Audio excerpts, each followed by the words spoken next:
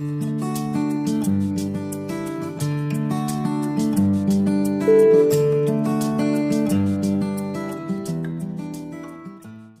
hello students, hello everyone.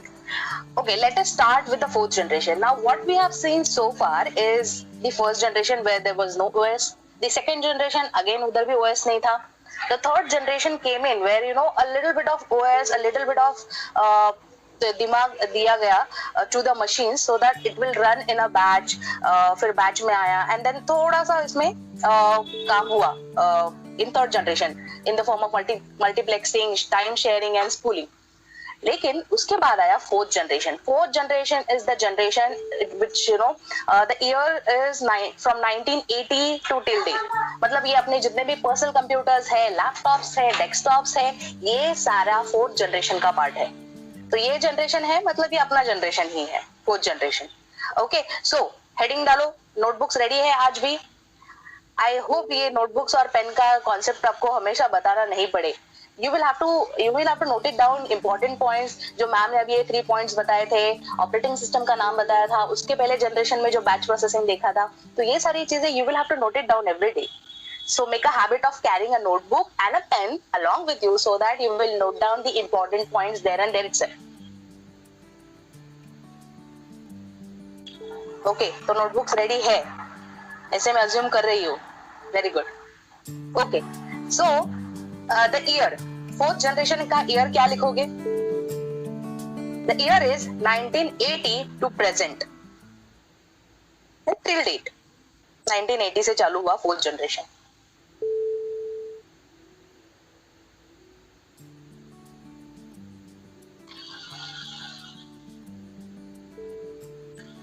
लिखा? Have you mentioned the year? Yes, ma'am. Now, fourth generation में VLSI मतलब very large scale integration, ये technique use करके बहुत बड़े स्केल पे personal computers and the desktops were created. So VLSI is the technology which they made use of, and then they have developed a personal computer, a desktop computer, including OS. तो fourth generation का first point सब point लिखोगे. First year लिखा, second point लिखोगे VLSI is the technology very large scale integration. Write down the full form also. Very large scale integration. So this is the VLSI technology which has been used to develop fourth generation computers and desktops. Okay, अभी ये technology का नाम है, लेकिन components कौन से use हुए इस टेक्नोलॉजी में, इस प्रोसेस में, या इस in development process multiple components are used. Now which are the components? They made use of semiconductors, RAM, magnetic hard disk, ICs. तो ये सारे कंपोनेंट्स यूज करके personal computers and desktop computers create करे गए in the fourth generation. See, हर एक generation में कुछ की पॉइंट्स है जो आपको याद रखने हैं. If you remember these key points, you don't have to rectify the whole answer. समझ में आ रहा है आपको? तो हर एक जनरेशन के कुछ की पॉइंट्स है, कुछ की वर्ड्स है जो आपको याद रखने हैं while writing answer also and while just interpreting the answer also. तो ये अगर वर्ड्स आप याद रखते हो तो आपको ये इजी जाएगा to write the actual answer in the exam. Okay? So first was the year 1980 till present. दूसरा था VLSI technology they made use of to actually create these computers, microprocessor computers, desktop computers. Third, जो component use हुए थे, semiconductor RAM, magnetic hard disk and IC.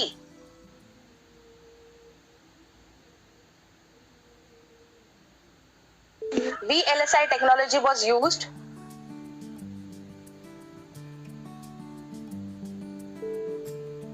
to create these computers.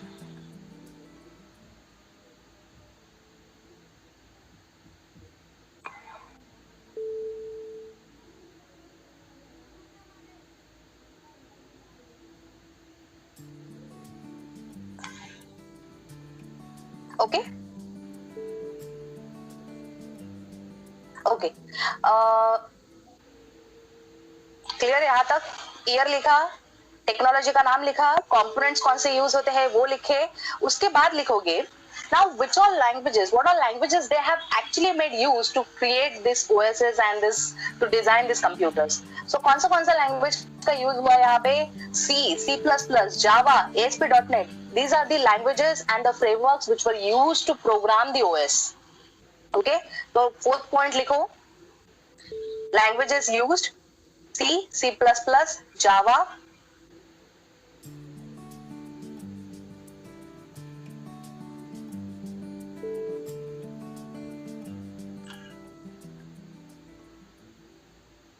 and ASP.NET.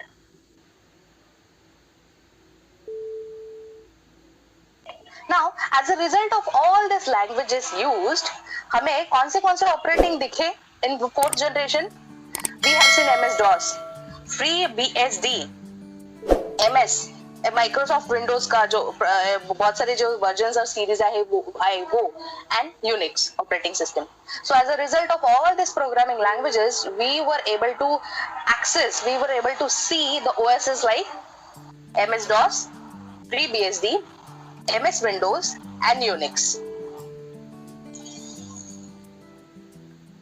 Okay, we will cover the story also fourth generation का.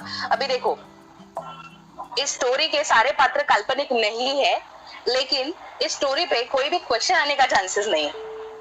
समझ में आ रहा है? तो यहाँ पे डाउट्स या फिर ये क्या हुआ, ये कैसे हुआ, मैम रिपीट करो, ऐसा कुछ चांसेस नहीं है, क्योंकि इस जो स्टोरी मैं आपको फोर्थ जनरेशन का बताने वाली हूँ उस पे कोई भी क्वेश्चंस नहीं पूछेंगे, लेकिन कुछ अच्छा सुनने मिलेगा. So the story starts in the year 1974. Intel नाम का कंपनी आया. इंटेल नाम की कंपनी में 8080 नाम का एक 8-बिट CPU बनाया. Now please listen carefully. Just this is just for your knowledge. इसका कोई भी एग्जाम के लिए रिलेटेड कुछ भी उसका कनेक्शन नहीं है, डायरेक्ट इनडायरेक्ट कुछ भी नहीं, लेकिन पात्र काल्पनिक नहीं है, ये याद रखो. ओके, सो इन 1974 इंटेल कंपनी ने 8080 नाम का एक 8-बिट CPU बनाया. ये बनाने के साथ एक गैरी किल्डॉल नाम का जो साइंटिस्ट कम प्रोग्रामर था, उसने शुगर्ट नाम का एक 8-इंच फ्लॉपी उस सीपीयू को अटैच करके एक कंप्यूटर बना दिया. ओके, उसको लगा कि अगर मैंने एक फ्लॉपी लगा दिया 8 इंच का तो वो ज्यादा मेमोरी स्टोर करेगा और कंप्यूटर थोड़ा फुल प्रूफ लगेगा. ओके, नाउ उसी कंप्यूटर को थोड़ा सा प्रोसेस किया गया एंड फाइनली एक डिस्क बेस्ड ओएस आया in a picture by this Gary Kildall. Okay, अभी ये सिस्टम अभी तक किसी ने भी नहीं इन्वेंट किया था. इसके वजह से गैरी ने अपना खुद का कंपनी डाल दिया, who were developing all these computers, OSs, जिसका नाम हुआ CP/M. 1974 में इंटेल ने 8080 कंप्यूटर बनाया था. 8080 में मेमोरी का पार्ट नहीं था. गैरी किल्डॉल आया, उसने एक 8-इंच फ्लॉपी अटैच कर दिया उस ओएस को और उसको फुल प्रूफ बना दिया. उस सिस्टम का नाम दे दिया उस सिस्टम को CP/M. ओके, अभी ये इतना फेमस हो गया कि गैरी किल्डॉल ने अपना कंपनी खुद का खोल दिया. कंपनी का नाम लिख दिया डिजिटल रिसर्च. ओके, 1977 ने डिजिटल रिसर्च जो कंपनी गैरी किल्डॉल का था, उसने क्या किया, उसने और थोड़े साइंटिस्ट लिए और थोड़े प्रोग्रामर्स ऐड करके उस सिस्टम को फिर से राइट किया, rewriting the code, updating the code, ऐसे करके उसने दूसरा वर्जन लाया CP/M का, जो बहुत सारे मशीन्स में वर्ल्ड वाइड चल रहा था. मतलब डिजिटल रिसर्च अभी प्रॉफिट में है, क्योंकि उसका ही OS मार्केट में है, तो उसने अपडेशंस वर्जन्स आने चालू कर दिए. 1980 में क्या हुआ, IBM नाम का कंपनी वो आया, उसने बिल गेट्स नाम के एक पर्सन को कांटेक्ट किया. ना बिल गेट्स के पास क्या था, बिल गेट्स ने अपना एक ऑपरेटिंग सिस्टम तभी बनाया था जिसका नाम था बेसिक. एक सिंपल सा ऑपरेटिंग सिस्टम उसने बना दिया था. तो IBM ने बोला कि भाई आप हमारे लिए ऑपरेटिंग सिस्टम लिख दो, हम बड़े कंप्यूटर बना देंगे. बिल गेट्स ने क्या बोला कि मेरे पास तो बेसिक है, इधर देखो नाम भी बहुत बेसिक है, तो एक छोटा सा operating system, basic operating system है. It is better you do one thing, Gary Kildall के पास जाइए और उनको बोलिए कि आपका कोड या फिर आपके साथ कोलैबोरेट करे और एक अच्छा सिस्टम बनाए. तो IBM ने बोला ठीक है, हम गैरी किल्डॉल के पास जाते हैं. लेकिन अभी देखो डिजिटल रिसर्च नाम का कंपनी एकदम प्रॉफिट में चल रहा था. गैरी किल्डॉल ने IBM को रिफ्यूज कर दिया. गैरी किल्डॉल ने बोल दिया कि I won't work with you because I have lot of work. मेरा ऑलरेडी ऑपरेटिंग सिस्टम का प्रोडक्शन चालू है, कंप्यूटर्स चालू है, I will not collaborate with you. अभी आईबीएम ने क्या किया, इसका रिफ्यूज कर दिया गैरी गिल्डॉल ने, वापस आए किसके पास, बिल गेट्स के पास। बिल गेट्स के पास आने के बाद उन्होंने बोला कि सर जी देखो वो तो मान नहीं रहे हैं, आप ही कुछ कर दो। अभी देखो इसके ये पूरे स्टोरी का हिंदी वर्जन में आपको बता रही हूँ, so just listen for one. तो बिल गेट्स ने बोला ठीक है, अभी आप आए ही हो तो एक काम करता हूँ मैं, जो लोकल थोड़े साइंटिस्ट है, मेरे दोस्त है, मेरे जान पहचान वाले, उन सबको मिला के हम सब लोग मिलके एक ऑपरेटिंग सिस्टम बनाते हैं। नाउ बिल गेट्स ने एक लोकल कंपनी को कांटेक्ट किया और उन्होंने एक नया ऑपरेटिंग सिस्टम क्रिएट किया जिसका नाम दिया DOS, disk operating system. Okay, और एक साइंटिस्ट भी अपॉइंट कर दिया टिम पैटरसन नाम का, जो उस पे काम करेगा। और इस इन्वेंशन को नाम दे दिया बिल गेट्स ने MS DOS, Microsoft DOS. Okay, मतलब 1980 में जो वो डॉस ऑपरेटिंग सिस्टम आया था बिल गेट्स का, ये इस स्टोरी की वजह से आया था। नाउ 1983 में क्या हुआ, IBM ने फिर से विद दिस कोलैबोरेशन और अपडेशन किए और एक नया ऑपरेटिंग सिस्टम आया। अभी देखो इन्वेंशन एक जगह पे रुकता है क्या, उसमें हमेशा चेंजेस होते रहते हैं, उसमें हमेशा अपग्रेडेशन अपडेशंस होते रहते हैं। तो 1983 में IBM PC and IBM PC-80 ऐसे दो ऑपरेटिंग सिस्टम्स नए उन्होंने लाए।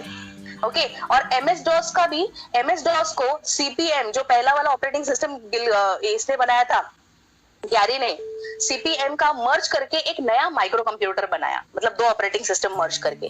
ठीक है, मीनवाइल ये जब सब चल रहा था ऑपरेटिंग सिस्टम का मार्केट में आना जाना, तभी एक अलग साइंटिस्ट था डग एंजलबर्ट नाम का, जो GUI के बारे में काम कर रहा था। GUI मतलब क्या, ग्राफिकल यूजर इंटरफेस।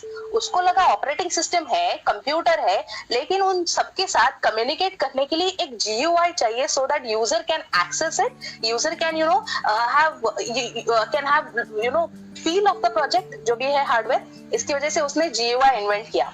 नाउ ये जैसे ही डग साइंटिस्ट का GUI देखा, एप्पल कंपनी इंस्पायर हो गया। एप्पल कंपनी ने सोचा कि बस भाई ये इंटरफेस जीत दिलाएगा। तो उन्होंने क्या किया, Apple got so inspired by the interface, they have developed their own Macintosh machine 1 which became very famous because of the GUI।